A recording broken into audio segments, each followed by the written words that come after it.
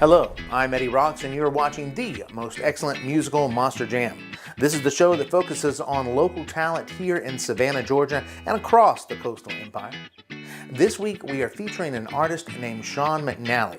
Sean McNally leads up the band called In for a Penny, and they are self-described as Irish punk music. And it is very interesting. I think you're going to like the music once you hear it in this show. It's very, very good. One of the things I like most about meeting Sean is how he ended up in Savannah. Now, he's not a native of Savannah, but he came to Savannah and actually stayed here because of the vibrant music scene. And I think that's telling. We love the music scene here in Savannah, and that's what this show is all about. And so let's go right away and meet him. We caught up with Sean at one of his favorite haunts called the Sandbar. This is where the band plays most frequently. And let's go to Will Griffiths right now at the Sandbar. Hello, my name is Will Griffiths, and I'd like to introduce this week's star, which is Sean McNally with In for a Penny. How you doing, Sean? Good to meet you. Nice to meet you. Thanks for having me. Well, tell me your story, Sean. Let's hear the story. Well, we'll do the short version. Usually I start, I was born at a very young age. Okay. So, I moved down here to Savannah. I've only been in this neck of the woods for about 5 years, so I'm fresh off the boat, from being around here. Moved down from Northern Virginia a couple of years ago, and wasn't playing any music, wasn't doing anything, just looking to move to the beach and mellow out. And what made you move down here? 25 years in Northern Virginia. Okay, fair enough. I can understand that. So my wife and my kids, we moved down here and hung out at the beach, and we were here 2 weeks and trying to figure out where this place had been our whole life. Fell in love with Tybee, and just started digging into the community and just trying to be part of what was going on here. And were you playing music in Northern Virginia? Well, I had, and grew up playing guitar. Dad taught me sitting around campfires playing John Denver songs, believe that or not. Yeah. And but I played in bands. My brother's a drummer, played with him, did all kinds of stuff, and then it just wasn't fun anymore. Yeah. And so I quit, just walked away from it all. And just like, nah, you know what? I got kids growing up, and I'm missing that. And I actually dig my wife, so I was like, you know what? I'm just going to spend time with them, and just quit. Didn't do it at all, and moved down here. And there's so much music around here. In Northern Virginia, we were so far away from where anything was going on, and down here it was just always in your face. You could walk, you go in Savannah, you walk down the street, man, there's everything going on. You can pop into any place in town and see any genre of music you want to see. And you get that itch again. Like, oh man, I was ready to be done doing this, and all of a sudden it was like, and then it was back, huh? You think you're out, and it sucks you back in. And but I was tired of playing guitar. I wasn't that good a guitar player. I was always I'm always the clown. It's like the real good guys got to practice. I don't like practicing. I just want to play. I want to be a performer, And but my wife's grandfather had given me a mandolin. God, probably 20 years ago at this point. I didn't think one about a mandolin. I was playing in metal bands. I don't know a mandolin. Had you ever picked it up before? Never had it. It sat in the case on the shelf, and I thought, you know what? I'm going to pick this thing up and see if I can figure it out.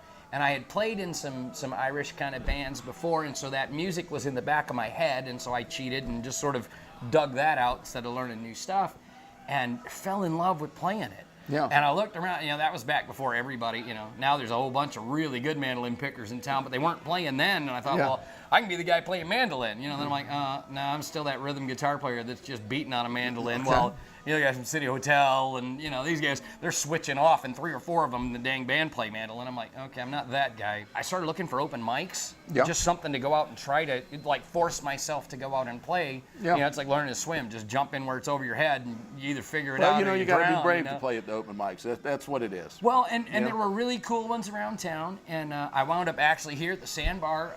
They had just started one, and I wandered in one night, just me and a man. I knew 3 songs. Yeah. That's all I knew how to play. And they're like, well, we do 3 songs. I'm like, brilliant. That's all I know. I only know 3 songs. And so I played those 3, and Pam, the owner, was here. Her daughter wasn't here that night, but she was here, and she's just like, oh my God, you have to come back next week. I'm like, yeah, I'm looking for places to play. I'll definitely be back next week. Jen was here that following week, and I played, played the same 3 songs. Well, there you go. And they were just like, how do we get you here every night of the week? I'm like, yeah, you don't want to do that. That's going to get old real fast. But what it turned into was a weekly gig. I started playing every Monday night, did it for a year, we call it the Monday Mandolin Mayhem. And I started learning like 80s cover songs, and I mean, anything I could figure out, I was trying to play. I had a notebook in front of me, and I'm just playing off a notebook, and people were just digging on it. They loved it. Oh, man. Well, the kind of music that you describe yourself as, it's I taught you, it was like Irish punk. So tell me how you call it Irish punk, and how it came to be that you're playing Irish punk music. Well, like I say, because it is a little different. It's, you know what, I'm finding out, it's really different. Yeah. It just sort of flowed. Like I say, I played in some bands like that before. I played bass, played guitar, and some stuff like that. So it was in the back of my head. And, of course, I'm Sean Patrick McNally, so, a good Italian boy. Yeah. It just fit, and I thought, it's what I like doing. It's the music I like, and it was different. It was a different sound. Yeah. And I thought, well, maybe by doing something a little different than what's being done, maybe that'll help stand out. Don't know that that's been the case, but there was my drummer actually was working here at the time, and he started sitting in with me on open mics and just basically learned my set. And what's his name? Henny. Henny. Henny da Butcha. Henny da Butcha. Baddest drummer in town. Because every Irish punk band needs a black drummer with dreads. Because it just totally makes sense. You got to have one, yeah. And of course. Yeah, I was in here one night playing some stuff, and somebody requested a Dropkick Murphys song, and I had just learned the lick to Shipping Up to Boston, and I'm like, well, I don't even know the words, and one of the dudes at the bar was like, I do. I'm like, all right, cool, you're the singer, and I'll play it, and we'll do it. And everybody, like, the bar went bananas. It's a 2-minute song, and it just turned out brilliantly. I'm like, oh, I need a band. I wasn't trying to do a band, but I'm like, I need a band. So Henny was, I talked to Henny immediately. I was like, dude, do you want to play drums with me in this band? He's like, I've been waiting for a year for you to ask me to play in a band with you. And so then I didn't know any guitar players that I wanted to play with. I knew a lot of guys. I had met a lot of the guys around town, but, they're all in bands and stuff. And I had played a couple of open mic nights with this dude named Jeremy Riddle. And when I met Jeremy had dreads down to the back of his knees, and I was playing kind of white boy reggae sort of stuff, and he was phenomenal. Yeah. It's not really my style, but he was really good at what he was doing. Yeah. And I threw it out on Facebook that I was looking for a guitar player, and I didn't want to do that because you typically get responses from all the guys that aren't in bands, and there's a reason. Yeah. That they're not. They've got the header that's got 1,400 guitars on it. I'm like, dude, if you got that many guitars, you should be in a band. You should be in a band. band. And Jeremy for sure. Sent me a private message. He's like, dude, I want to play in a band with you. I'm like, really? Because he's doing all stuff. He was playing all over town and stuff, and I knew how good he was, and I thought, man, that just made my life a lot easier. And so Jeremy and Henny and I hooked up it's been almost 3 years ago now, just before St. Patty's Week, because I thought, if we're going to make this thing go, this is the week to do it. Yeah, that would definitely be the week to do it. And so we put together, I think, 9 shows that week. Had never played a show. Our very first show was one of those shows. We'd never had actually, in the 3 years the band's been together, we've never had a band practice. The 3 of us are friends that get to play music together. And that's a whole different ball game than musicians that play good music that can't stand each other. Right. We're like, no, this is a brotherhood. And so we played for almost 2 years as a 3-piece. Yeah. We had guitar and mandolin and drums. We had no bass player at all. And then right after the new year last year, the guys came to me and they said, hey, what do you think about Bryce playing bass with us? Well, Bryce is my son. I don't want to be Eddie Van Halen and be like, oh, my kid's going to play bass now, Yeah. But I was like, if you guys brought it to me, and this is not my idea. Now, the trick of that is we do 3-hour sets, and when you're doing 2.5-minute songs, that's a lot of music to learn. That's a lot of songs. That's It a lot is. of songs, yeah. And we're not going to start practicing just because we got a new guy. And how old's your son? He's 22 now. And I was thrilled about the idea, but I told him, I said, listen, here's a video. We had filmed a video of our playing on River Street over St. Patty's Week. It was like 90 minutes long. It had most of the songs, and I gave him a copy of the video and said, learn them. Bar talking guns and wrecked cars, silent monks breaking their vows. When facts being facts, I committed those acts. I've had made some mighty wild days. My guardian angel is taking a vacation. And I gave him my book with the songs, and I said, that's what you have to do, man, because we're not going to start practicing just because you joined the band. And darn if he didn't pick it up. He's a phenomenal musician, and so he's been playing with us for almost a year now, and playing a band by kid, it's the coolest thing ever. It sounds and cool. he comes Yeah, out as yeah. like the death metal, you know, he's just, it's all show to him because he's still young, you know. Heck, I'm almost 50. It's like I get done with this stuff and I'm ready to go to bed. He's ready to roll, you know.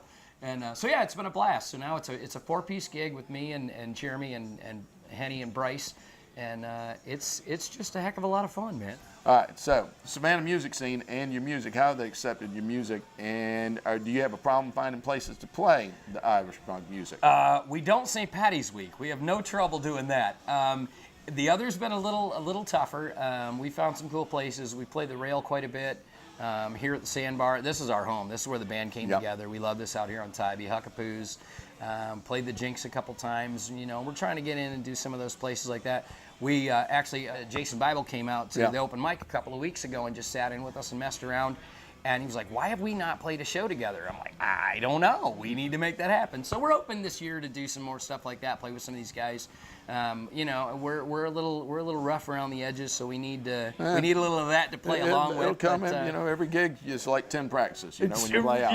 You're right about that. So you have music out that people can find your music. Absolutely, or you have an album out, or tell us about that. We just released a little EP that we recorded actually at Elevated Basement with Shane from Shane Voodoo Baldwin, Soup. yes, Love me some Shane. Known Shane since he was about 4 years old. He hooked us up. We had a good time doing that. And then the EP, actually, we just found out the end of this year, we got listed on 3 separate kind of Celtic punk website things.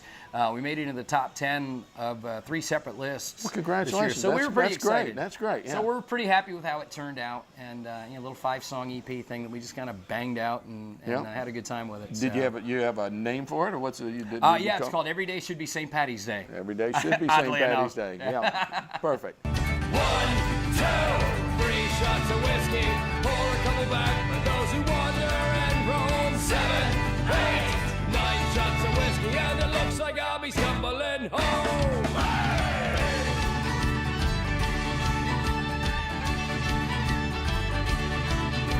And they can find this as you can get all of this stuff on our website. It's infrapennymusic.com. And you can connect with our Facebook and our YouTube and all that stuff there. Yeah. And we've got, you know, music, videos, pictures, goofy stories, all kinds of silly stuff up there. So. Well, good. And so where do you see your music going from here? So what are you trying to do with You that? know, I don't know, man. Like I say, I'm almost 50, and I'm just having fun goofing off now. Yeah. And but, you know, if things were to come, there's some new venues coming into town. I'm hoping that means maybe we'll get some opening slots for some stuff. It's tough for those kind of gigs because a lot of bands don't tour through here. There's a lot of local stuff. But the touring bands don't seem, you know, they'll hit Atlanta and then go on down to Florida and completely skip Savannah, which is a complete mistake because there's a great music scene here. So I'm hoping maybe we can hook up some of those kind of gigs and stuff. We're starting to look at maybe bouncing out a little bit. We played some shows up in Atlanta, some shows in Jacksonville, but you know, it's a long haul, man. Well, as long as you like doing what you're doing, and keep it fun. We're having a blast. That's the one thing about this band. It's a lot of fun. Okay. And that's the only reason I'm doing it anymore is because I'm still having fun doing it. So. Well, good. Well, thank you for helping us kick off the new year. Oh, man. Glad to do it. It's been a pleasure talking to you. Happy to do it. Well, I appreciate it very much. Thank you very much. Well, thank you, Sean McNally, for being on our show. I tell you, after hearing all of that, I'm very excited about the future of Irish music here in Savannah. You know, we have a rich history of Irish folk music in our town, and it's nice to see people coming together and experimenting in that genre once again. So we think it has a bright future, and what a better place to do it than here in Savannah, Georgia, where we hold one of the preeminent St. Patrick's Day celebrations across this country. If you'd like to contact us, please visit our Facebook page at The Musical Monster Jam and send us a message. Let us know if there's some bands you think we should highlight, or if you have any questions about the show. Just drop us a line and we'll get in touch as soon as we can. On behalf of Will Griffiths, we will see you soon.